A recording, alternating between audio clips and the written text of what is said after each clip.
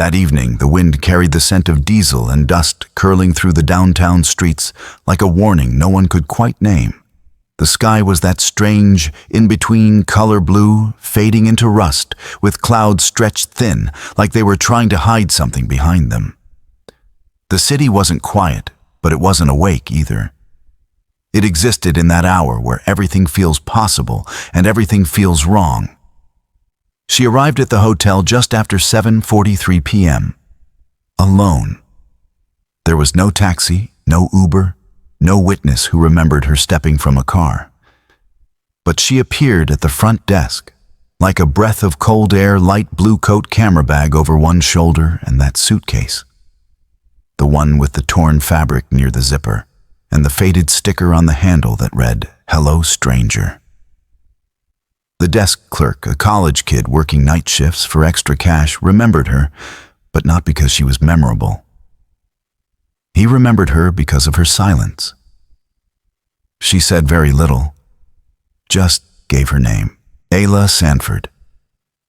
She handed over her ID credit card and asked one thing: "Do you have something high up with a view?" He checked the system. "Room 907, top floor, corner unit, no shared walls, balcony view." She nodded once. No smile, no small talk. He handed her the key card. She didn't thank him. She didn't have to. Some people don't speak because they're shy, others because they're tired. But Ayla didn't speak because she was already listening to something else. Something behind her. Something only she could hear. The elevator was slow. Old, with brushed bronze walls and a soft hum that grew louder the higher you went. She didn't look at her reflection in the mirrored doors. She didn't fidget with her phone. She just stood still as glass, her hands curled loosely around the suitcase handle. The camera in the elevator caught her standing there at 7:45 p.m. Eyes unfocused, staring into the small seam between the doors as if waiting for something to slip through. The doors opened. She stepped out, and the elevator closed behind her with a sound that felt too final. The hallway was narrow, old carpet red and gold with a repeating diamond pattern that made your stomach feel uneven if you walked too fast. The lights were dim. One bulb above room 907 flickered occasionally, but no one bothered to replace it anymore. No one stayed on this floor long. She paused at the door. Her fingers hovered over the handle. Then slowly she reached into her coat pocket and pulled out a small slip of folded paper. She read it once, folded it again, slipped it back inside. She unlocked the door, pushed it open. And for a moment, just a moment, she stood on the threshold and didn't move. Like something inside was calling her name. Inside the room was cold, not freezing, not unbearable, just wrong. Like someone had turned on the air conditioning 3 hours ago and then forgotten they'd left. The light switch was slow to respond. A dim overhead bulb sputtered before warming to a weak glow. The furniture was standard queen bed, small desk chair dresser, bathroom to the right. A long, narrow window looked out over a row of rust-colored buildings and alleyways. The walls were beige, but the wallpaper was peeling slightly in one corner, like it was trying to lift away from the past. She wheeled her suitcase inside and shut the door behind her. The lock clicked, then the chain, then the bolt. She was alone. She didn't unpack right away. Instead, she walked to the window, pushed the curtain open, looked down.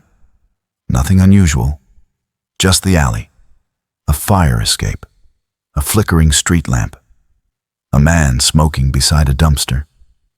But she watched for a long time, as if waiting to see something move, as if she knew it eventually would.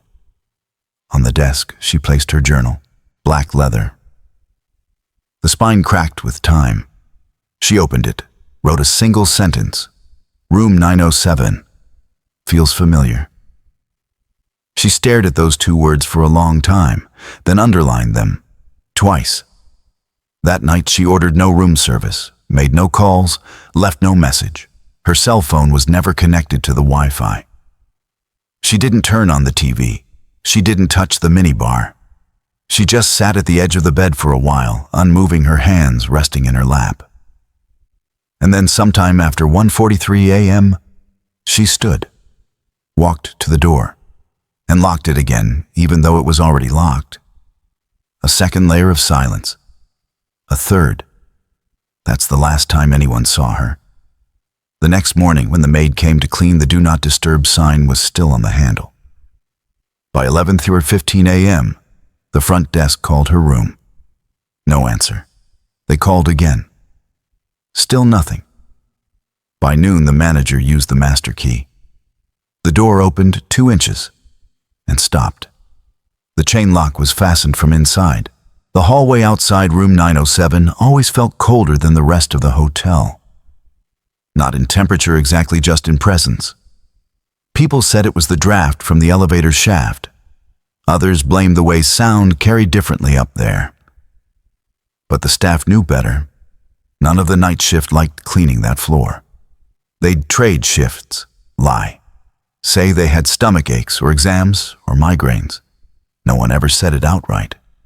But no one liked that floor.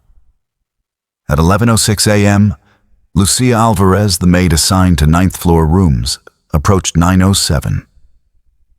She was humming softly to herself, something she always did when she felt uneasy. A habit she'd picked up in childhood when the storms rolled across her village and the lights flickered out. And the only thing she had was her voice to push back the dark. She stopped in front of 907. The Do Not Disturb sign hung on the handle still, but slightly turned like it had been twisted by a breeze. Only there was no breeze. The hallway was dead still. She knocked once, waited. Then again 3 firm raps, no answer. Lucia paused, pressed her ear lightly against the door. Silence. Not just the absence of sound, but a vacuum. Like the room had swallowed everything. Noise, breath, time. She pulled back. Her skin broke out in goosebumps. By 11:15 a.m., she was downstairs, pale-faced, whispering to the manager that something wasn't right. She couldn't explain why. Just that she wouldn't go back up unless someone else did too. The manager sighed. His name was Daryl Klein. He'd managed 5 hotels in 10 years and had a list of horror stories. No one believed, everything from blood in bathtubs to guests who thought the walls were breathing. He didn't believe in ghosts. He believed in protocol. And protocols said if a room hadn't checked out by noon and no one responded, you used the master key. So Daryl pocketed the key card and headed upstairs. Lucia didn't go with him. The elevator ride was quiet. Just a soft buzz of friction as the car ascended floor 678. Then the doors opened. The hallway on 9 looked exactly the same as it always did. Dim, uneven carpet, one light flickering like it had the hiccups. Daryl walked to 907, paused. Even he felt it now, that subtle wrongness, like stepping onto a stage that had been abandoned for too long. He slid the MasterCard into the reader. Green light. Click. The door cracked open an inch, then stopped. The chain. Still latched. Daryl leaned in, called out, "Hello, housekeeping, just checking on you." No reply. He knocked. "Miss Sanford Ayla, you were due to check out everything, okay?" Silence. He pressed his ear to the door. He didn't hear breathing. Didn't hear water. Didn't hear movement. But something in the stillness made his stomach twist. He made the decision. Called maintenance. At 11:52 a.m., the building engineer Rudy arrived with bolt cutters. They unlatched the chain, opened the door, and stood in the threshold. The room looked untouched. Too untouched. Bed made, curtains drawn halfway, lights off. The air smelled faintly of cold metal and citrus, hotel cleaner maybe, but too sharp. Her suitcase stood by the dresser. A toothbrush still wet in the bathroom. No signs of struggle, no shattered glass, no blood, no bruises in the rug. But she was gone. Just gone. The manager walked the room slowly, as if afraid of waking something. He opened the closet. Empty. He checked the balcony, locked from the inside, no footprints. The fire escape, no access point. The only door locked, the only window unopened. The TV remote still on the desk, her journal on the bed, open. One line circled in pencil, not alone in here. Daryl stared at it. His hand began to tremble slightly. They called the police at 12:17 p.m.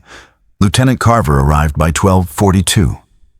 He was tall, gray around the temples, the kind of man who'd seen enough strange things to stop being surprised. But something in his face shifted the moment he stepped into room 907. Not fear, something colder. He stood just inside the door and listened. He wasn't sure what he was listening for, only that whatever it was, it had already stopped. He did a slow walk around the room, careful, measured. He touched nothing. He took out his notepad and wrote one word, stillness. He questioned the staff first.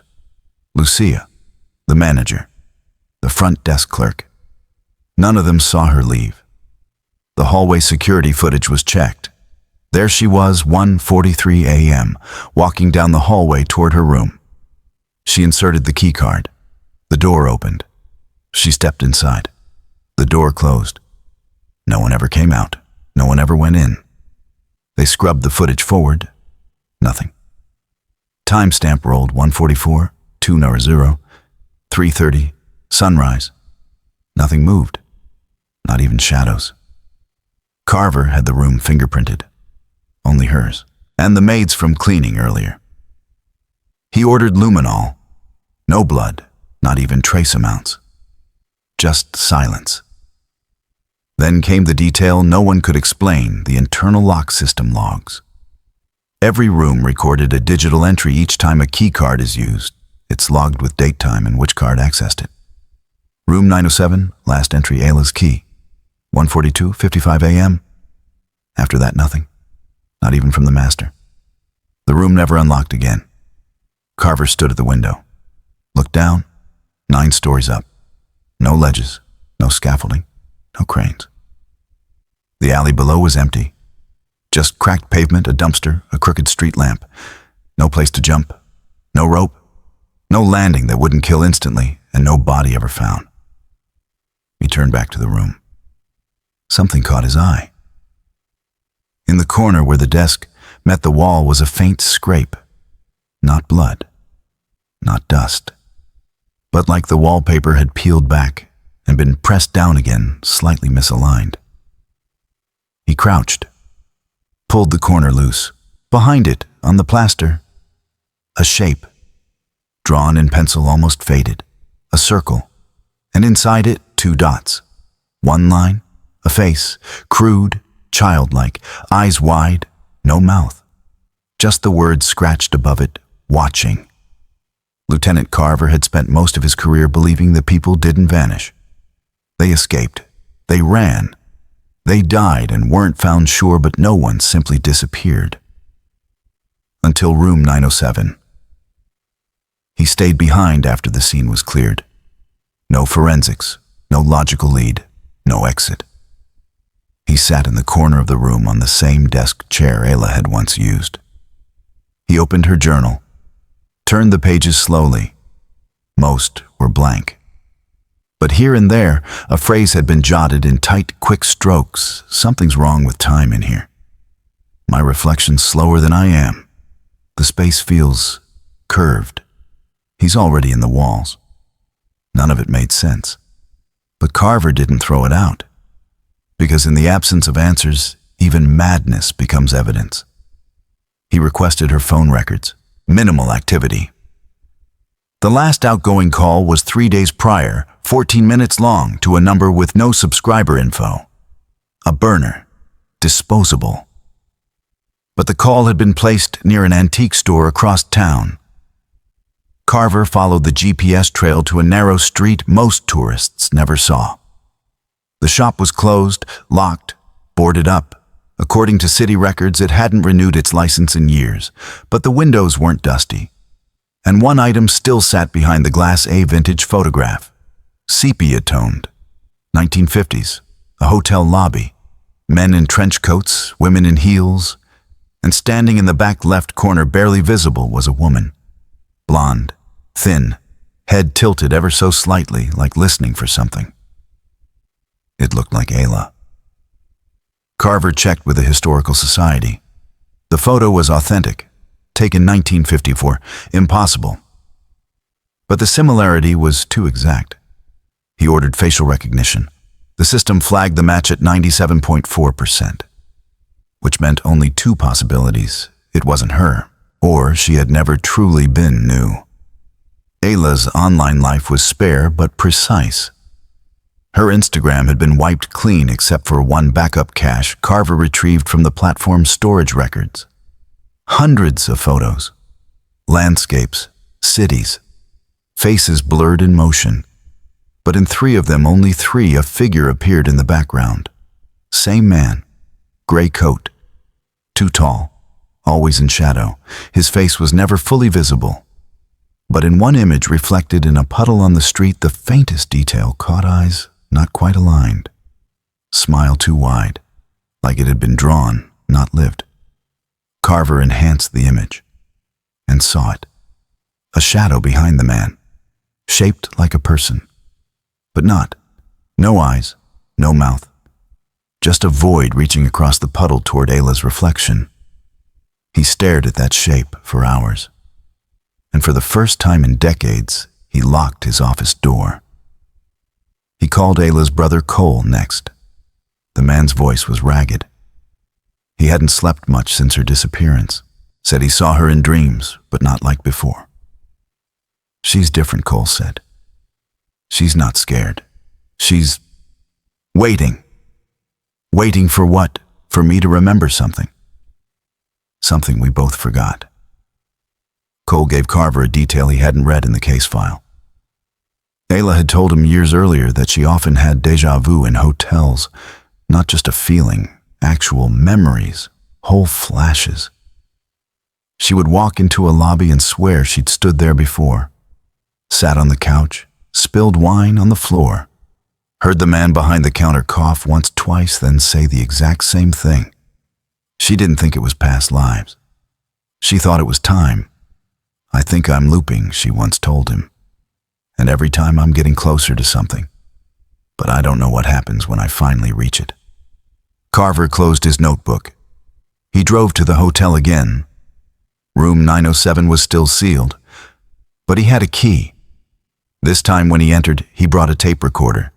He pressed record, left it running on the desk, closed the door, sat in silence for exactly 32 minutes.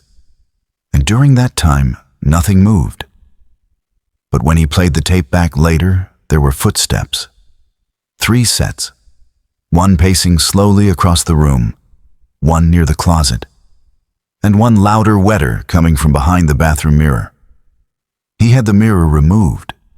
Nothing behind it but concrete and dust. Still, he stared at it for a long time. And in the faintest scratches near the bottom corner, he made out a shape. A circle, 2 dots, 1 line, the same face from the wallpaper. That night, Carver stopped his investigation. He filed his report, redacted most of it, told the precinct the case was inactive, no leads. But he kept the journal. And on some nights, he'd stare at it and swear the handwriting changed. In the months that followed, 3 different guests attempted to break into room 907. None of them remembered doing it. They all said the same thing. I heard her voice. Long before the hotel, long before room 907 was a sealed place of silence and unknowing. Ayla Morgan had been drifting, but not outward, inward. The world thought of her as a traveler, but those who knew her best understood she wasn't chasing cities, she was chasing recognition. That feeling you get when a place feels strangely familiar, even if you've never seen it before. Her childhood wasn't tragic. It was just off. She was born in Camden, Maine in late September. The kind of town where autumn is beautiful enough to make you forget winter's coming. Her mother was soft-spoken. Her father was not. He was precise, military, heavy-footed. He timed everything: when she could eat, when she could walk to school, when the lights had to be off. Even silence was measured. But Ayla was never afraid of him. It was something else that frightened her. Not outside the house, inside. The hallway between the bathroom and her bedroom. She said there was something wrong with it. She'd freeze at the end of that hall like prey. She'd avoid it until the last possible second, then sprint past with her eyes closed. She once told her older brother Cole that when she passed the hallway mirror late at night, it didn't show her reflection.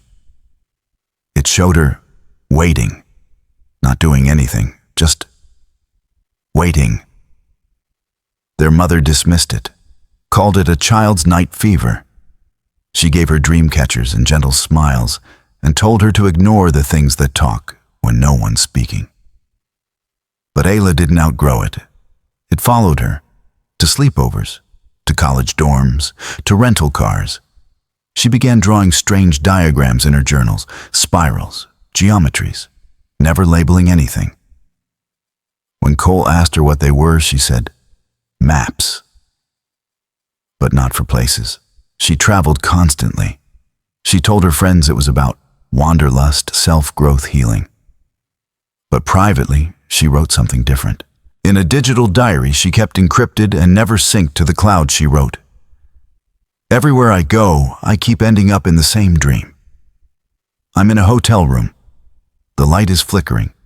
The carpet is wet, but there's no leak. I don't know how I got there, but I always know how it ends. Something knocks, but it never comes in. I wake up before it does." There were moments she felt free, moments when the world looked bright, when her shadow didn't stretch the wrong way. She once spent 6 weeks alone in Iceland. No phone, no plans, just walking. And for a few days in early July, she stopped dreaming altogether. She told Cole that was the closest she ever felt to real peace, until she checked into a hotel in Reykjavik. Room 217. And the mirror was already cracked. Ayla began collecting mirrors, not for vanity, for patterns. She noticed that in certain cities, certain rooms, the glass would fog from the inside. Even when she hadn't showered, even when she hadn't breathed near it. She recorded the occurrences, started keeping photos, notes. She saw figures once, shadows, but only on reflection. The final entry in her encrypted diary was written 5 days before she vanished. "I think it's not one place. It's many doors, same room. Different cities, but the walls hum the same. Whatever it is, I don't think it's hunting me. I think I was always part of it." Back in Camden, her childhood home stood empty. Cole had moved out years ago. Their parents had passed in a car accident when Ayla was in college, another chapter of her life she never really talked about. When Cole returned after her disappearance, he walked the hallway again. Everything was smaller. But the fear came back like it never left, and on the mirror still mounted in the hallway, they'd never replaced it. He found a scratch in the corner. A symbol, circle, 2 dots, 1 line. The last confirmed sighting of Ayla Morgan was at 1:53 a.m. Security footage, grainy, monochrome. She's stepping out of the elevator.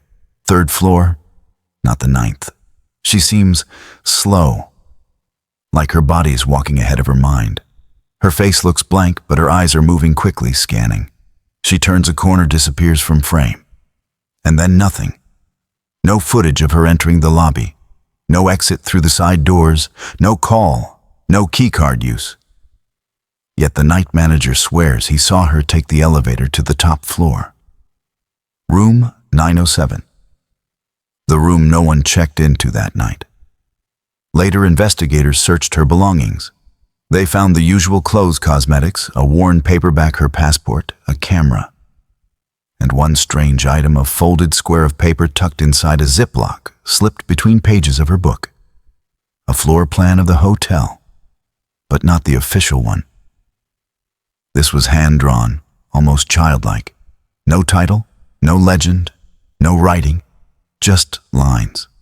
Squares, doors leading to doors, hallways ending in black, and a red circle, right where room 907 should be. Only it didn't say 907. It said, the door that remembers. It wasn't just the hotel she was mapping. She was tracking the pattern. Cole spent months poring over her journals, decoding the scribbles she left behind. He found cities circled on old maps, abandoned hotels marked in red, rooms listed with no known floor plans, numbers scratched out, others underlined. There were locations in Denver, Prague, Palermo, Anchorage, always the same detail, rooms that were sealed, or removed, or inexplicably reassigned to another floor. Some of them didn't exist on any blueprint. Some had been sealed after a guest disappeared. Back in the hotel, room 907 was locked. Not just electronically. The door had been bolted shut, from the inside. Investigators had to break it open, and what they found. The furniture was still there. Bed, side tables, lamps, all untouched, dust on the curtains, air stale. No sign of life. But the clock had stopped at 2:03 a.m. and not just unplugged, jammed. The mechanism inside had warped, as if twisted by heat. But no fire was ever reported. The mirrors had been removed. All of them. Only one remained, a handheld vanity mirror set perfectly at the center of the bed, facing up. And in the reflection, a crack, straight down the middle. They dusted everything, checked for signs of forced entry. DNA, fingerprints, blood, nothing. Except for the air. It was laced with something odd. Not a chemical, not harmful, just familiar. Everyone described it differently, like an old room you once stayed in, or the scent of a dream you can't remember. One officer said it reminded her of her grandmother's cellar. Another said it smelled like the ocean, but they were hundreds of miles inland. No conclusions. Only that when they left the room, they couldn't shake the feeling that someone was still inside. Weeks later, a janitor found something in the laundry chute behind the wall near room 907. A note. No handwriting. Just printed text, uneven and old. Time doesn't close doors. It forgets them. She opened one. Ayla Morgan was never found. But several months after the case went cold, someone hacked her cloud drive. It was a remote login from an IP address in Quebec. No files stolen, but one was added. A video file. 15 seconds. No sound. A single static shot, the corner of a hotel room. Same wallpaper, same lamp, same bedspread. Room 907. The camera doesn't move, but at 11 seconds in, the door slowly opens. And standing there, just inside the frame, is Ayla. Only her face is blurred, as if the camera couldn't hold her. Like she was in motion, even when still. Cole stopped chasing leads after the video. What was there left to prove? He had watched it at least 50 times. Each time that blurred face haunted him. Not because it was unrecognizable, but because he recognized something in it. Not Ayla, himself. Not in the way people say she looks like me or I saw myself in her fear. He meant literally. The bone structure. The mouth. The same scar on the eyebrow he got at age 11, falling off a swing. It wasn't possible. It wasn't even rationale. But when he stared into that distorted face, he felt something crawling up the back of his throat. Not panic. Recognition. He returned to the hotel one last time. Though the building was sealed, he knew the night staff knew which door would stick, which hallway the cameras didn't cover. He had to see it. Room 907. He found the hallway more narrow than he remembered. The lights were dimmer. The air tasted wrong, like something had decayed long ago and left only the memory of itself. The number plaque was gone, but the door was still there, and it was open. Inside, silence, not the kind that feels safe. The kind that's aware of you. It wasn't empty. The room was intact. Nothing had changed. The mirror still lay cracked on the bed. The air still heavy. But now something new. The wallpaper was peeling in one spot near the floor. He pulled at it gently. Underneath, written in what looked like graphite and water stains, I woke up too late. The room had already decided. Below that, in shakier handwriting, I'm not gone. I'm just deeper. He turned around to leave, but the door had vanished. Not closed, not slammed, gone. There was no wall where it had been. Just hallway, but not the one he came from. This hallway was narrower, older, dimly lit by red bulbs. It sloped downward at a subtle but definite angle. The carpet changed beneath his feet, shifting from hotel plush to rough industrial lining. The air became colder. He didn't know how long he walked. Time stuttered. There were no doors now, just frames. Room-shaped holes. He saw flashes behind them. A flickering TV showing snow. A child's voice reciting numbers.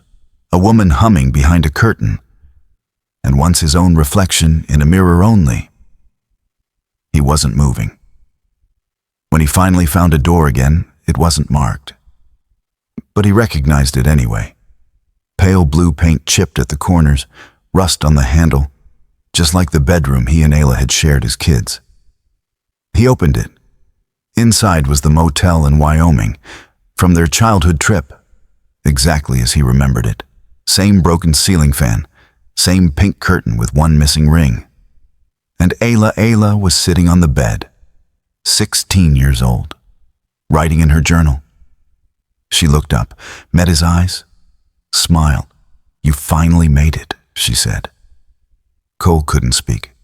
She patted the bed beside her. He sat. The air hummed electric, warm, nostalgic. "I think it loops," she said softly. He looked at her. "What does the rooms, the ones that remember, they reflect you, not what you are, what you were, what you fear, what you miss." Cole was shaking now. She handed him a mirror, the same cracked one from room 907. "Don't be afraid," she whispered. He looked, saw himself, but younger. The way he looked before the accident, before the divorce, before the funeral. Then the reflection changed. It showed Ayla. Ayla standing in a hotel hallway, reaching out for a door. Her face was no longer blurred, and it wasn't hers. It was his. He dropped the mirror. When he looked back up, she was gone.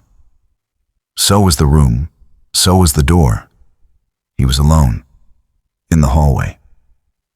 And in front of him, room 907. Room 907 was closed again, but he was standing in front of it, just as he had been what felt like a lifetime ago. Only this time it felt familiar. Not like he had been here before, but like he'd never really left. He put his hand on the door, and without thinking, without effort, it opened. Inside was silence and snow. The carpet was gone, the bed stripped, the window cracked open, letting in a soft, unnatural snowfall. He stepped inside the door, clicking gently shut behind him. The snow didn't melt. It didn't fall either. It hung as though time itself had slowed to a crawl. And there, beneath the window, stood Ayla. Not 16, not 32, not anything in between, ageless, watching him. "I don't think this place is evil," she said quietly. Cole stepped forward, not trusting his voice. "I think it's a mirror, not like glass, like memory, like guilt." He didn't answer. She turned toward him, sad eyes, tired. "You kept looking for me," she said, and the faintest smile flickered across her lips. "Even when I didn't know how to be found." There was a pause. not empty silence. The kind of pause you feel before a truth comes. "Do you remember the letter I wrote?" she asked. He did. "I said I needed to disappear." He nodded. She looked down. "I think I did more than that." Cole felt the weight of everything pressing on him. Grief, fatigue, longing, the fear that none of this was real. And the worse fear that it was. "What is this place?" he asked at last. Her eyes filled with something between sorrow and relief. "It's where you go when forgetting isn't possible, but remembering is too painful." She stepped closer. "When you disappear, Cole, sometimes it's not from the world." She placed her palm gently on his chest. "Sometimes it's from yourself." And then the door opened again. Behind it, the hallway was bright, normal. No snow, no sloping floor, just a hallway. Someone was calling his name. He turned back to Ayla, but she was gone. The snow vanished. The air cleared. He stood alone in room 907, and the light was flickering again. The building was being demolished 6 months later. The hotel had been bought by a development firm intent on building new condos. No one wanted to keep the old place. Too many stories. Too many shadows. The wrecking crew found something sealed in the wall behind room 907. A journal wrapped in fabric. The pages were water-damaged but legible. Most of it was stream of consciousness, disconnected rambling. But one page stood out. It read, "We don't leave. We echo. Not trapped, not gone. Just becoming." Cole never went back. He doesn't speak about what happened, not in interviews, not to family. But sometimes when it rains, he wakes up with the feeling that he left something behind. And on nights when he passes hotels, any hotel, he finds himself glancing up at the 7th floor, looking for a light that should not be on, a flicker behind a curtain, a face at the glass, or the shape of a memory waiting to become a person again. There are places that do not forget. No matter how many walls are torn down, how many carpets pulled up, how many fresh coats of paint try to erase what happened inside. Some rooms remember, not with malice, not with ghosts, but with presence. The kind of presence you feel when you enter a space and your skin rises not from cold, but from something older than language. A vibration, a breath, a story that never quite stopped being told. They say the new building stands tall now, glassy, modern, impersonal. The 9th floor is now residential, perfectly numbered, perfectly ordinary. But there's one unit no one stays in for long. The windows fog for no reason. Mirrors crack without being touched. Guests say they dream of hallways they've never seen before, of snow, of ringing phones, of knocking. Sometimes a tenant will describe a woman sitting on the edge of their bed. They never see her leave, only that she was there, and then she wasn't. If you ask Cole now what happened to Ayla, he'll say she disappeared, but he doesn't mean she was taken. He doesn't mean she ran. He means she went somewhere no map could find, somewhere only memory reaches, somewhere inside a room that no longer exists, but still breathes in the dark folds of the world. Because the truth is, people don't always vanish into nothing. Sometimes they vanish into meaning, into longing, into silence, into love so unbearable it burns itself into the walls. And what's left behind is not just a mystery. It's an echo, and echoes never die. Some say room 907 was just a room, 4 walls, a door, a window. But those who truly know, they know some rooms are never empty. Some disappearances never close. Some stories never end, they just wait. For someone to come looking and knock once, twice, 3 times. And when the door opens, you don't find the missing, you find yourself.